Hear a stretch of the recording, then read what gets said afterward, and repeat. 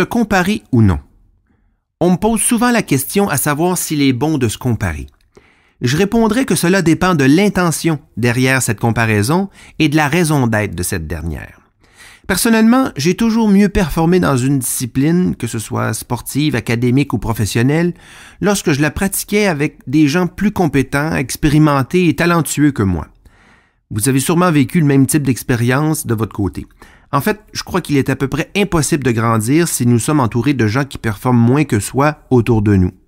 Mis à part les surdoués de leur domaine comme Tiger Woods au golf, Alexander Ovechkin au hockey, Bill Gates et Warren Buffett en affaires, le commun des mortels a besoin d'être stimulé par plus grand que soi afin d'atteindre des sommets personnels et accroître ses performances. De toute façon, même ces phénomènes ont des coachs et conseillers qui savent monter la barre d'un cran pour eux en temps et lieu. Se comparer un modèle pour soi dans la discipline de son choix, dans le but de s'en inspirer, peut s'avérer très bénéfique, voire même incontournable afin de réussir. Par exemple, un jeune golfeur professionnel pourrait avoir comme modèle Tiger Woods dans le but de stimuler son développement professionnel sans toutefois saboter son cheminement authentique ou sa propre identité de joueur. Se comparer à nos modèles devient plutôt un exercice de croissance.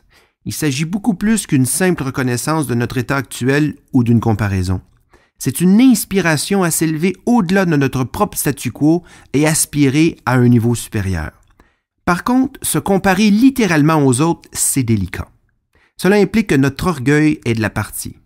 Ce dernier peut à l'occasion être un moteur pour nous. Cependant, il peut jouer de mauvais tours. Il peut finir par nous épuiser. On avance et il grossit. On avance encore plus, il grossit encore plus vite et encore plus fort. On ne gagne jamais et on n'y gagne jamais. La plupart du temps, se comparer veut automatiquement dire se dévaloriser. Nous cherchons instinctivement les parties plus fortes chez l'autre. On se compare rarement aux plus faibles que soi. Les gens qui se comparent souvent aux autres sont souvent des personnes qui ont une faible estime d'eux-mêmes. Du moins, ils sont plus fragiles que la moyenne sur cet aspect. De façon générale, le combat doit se situer entre vous et vous, entre vos bonnes et mauvaises habitudes, entre vos excuses et vos raisons, entre vos pourquoi et vos comment, entre vos désirs et vos besoins, vos objectifs et le statu quo, pas entre vous et le voisin. Nous avons suffisamment de pression ainsi, pourquoi s'en mettre davantage sur les épaules?